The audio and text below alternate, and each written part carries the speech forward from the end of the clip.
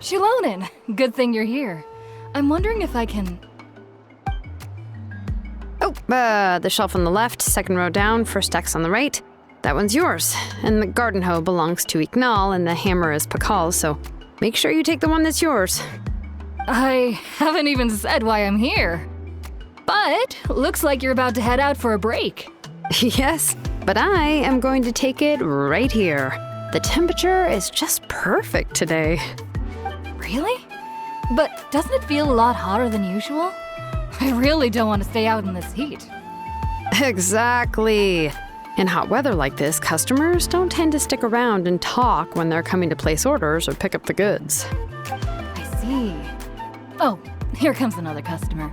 I'll just leave you to it then, and pick up my axe. Sure, sounds good to me. Hey,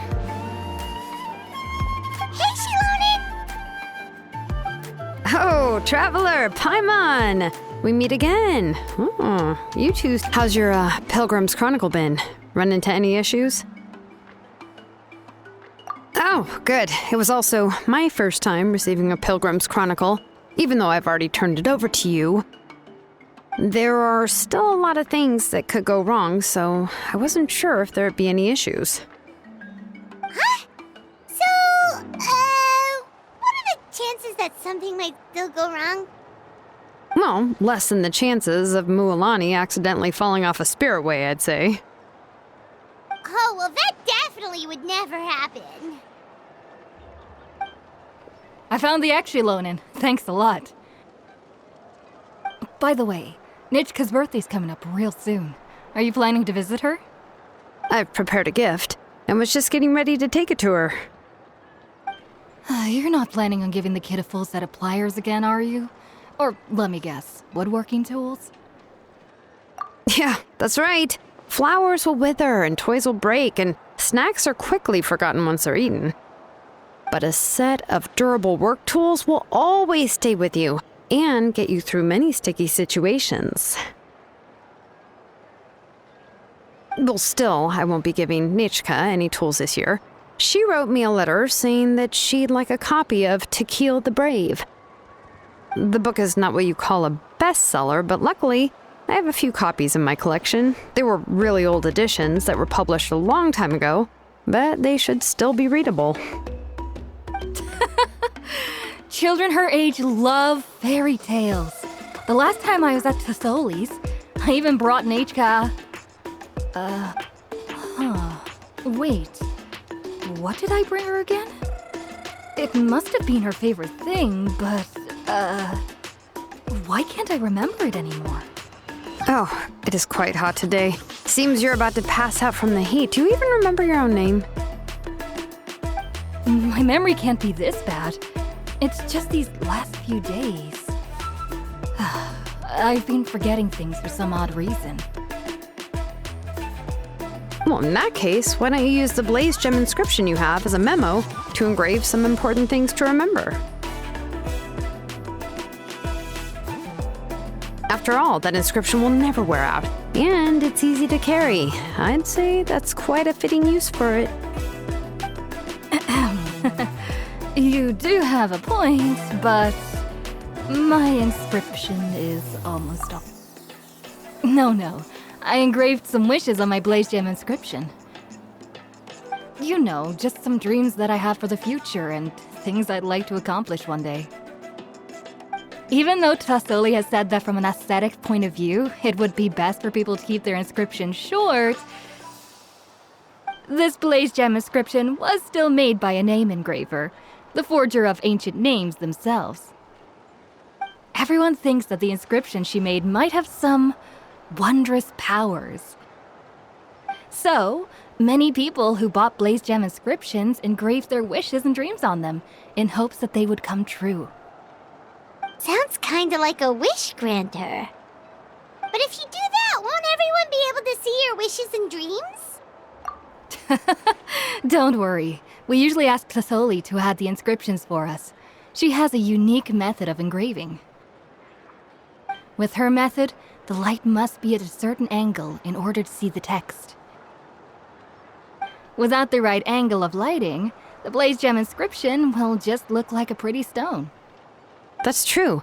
In the end, a Blaze Gem inscription is essentially just a piece of rock. It doesn't have the power to grant people's wishes. Making wishes to it is like shouting into an echoing valley. The only one who will answer is yourself. But using it as a journal for your wishes is also fine. Carrying them with you and taking a look from time to time can be a good source of encouragement. Well, as long as you don't suddenly change your mind and want to take your wishes back, that is. These things are extremely durable. It would take a lot of effort to change the words. And I don't think anyone would willingly part with it either. They're not cheap and very hard to get. If you ever lost it, you'd just be filled with regret. Still, it's really strange. Given Auntie's skill, how could it take so long for her to make one? Oh, well, I hope someone didn't give her an idea of making fewer and selling for more. It's true. Chevin would totally have put that in her ear. Still, I don't think it's such a bad thing for Tassoli to make some money by selling these. At least she and little Nichka are better off now, and won't have to worry about the cost of treating her illness anymore. I was really worried about their family at first, and was even planning to send them some...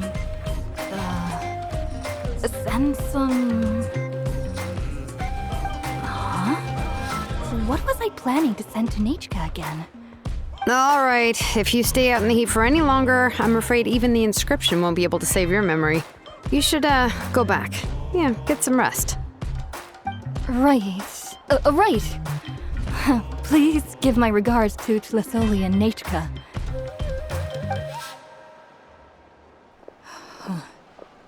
What's going on?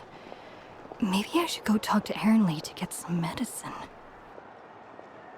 So you'll be going to Nechka's birthday party too, Shilonen? Oh, perfect! Then let's go together! Oh, yeah, sure, but I didn't expect you to know Tosoli too.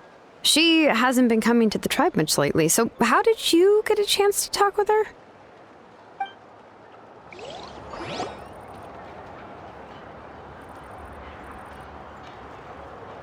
Oh, so that's how you met her. She even wants to use volcanic crystal as a forging material. Guess she's really pulling out all the stops for her daughter. Then let's just go and ask. Come on, I want to give her the book anyway. Huh? Wait a second, our birthday gift's supposed to be a surprise? If we ask Nechka, then she'll know what gift we'll be getting her, and that would ruin the surprise! But if you don't ask her, then how will you know what kind of present she would like? Here's another idea. Perhaps you can also give her a storybook based on what she wrote in her letter. That might be a good option. But shouldn't we give it a little more thought? If we all give her books, it might seem like we didn't put much effort into it. Shilonen, have you really never asked her what she would like the most? There must be something else she'd like besides books. Unfortunately, no. Nechka's illness has kept flaring up over the past few years. Apparently, she couldn't do anything during that time other than rest in bed. She didn't even have the strength to talk to anyone. It wasn't until recently that she started to recover from her illness and regained strength to write letters to others.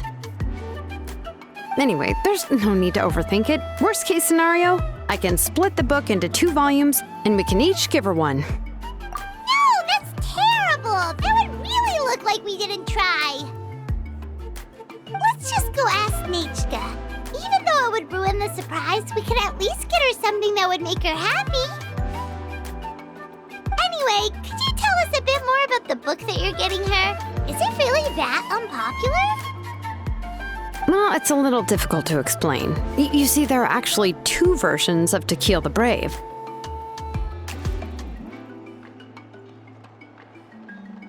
The premise of the book is pretty straightforward. It's basically about a set of twin brothers working to defeat a demon lord. But after defeating the demon lord, the older brother, To Kill, discovers that the king's spirit has possessed his younger brother, Remok. In the ending of the original story, the older brother kills his younger brother to defeat the demon lord, before jumping into a volcano.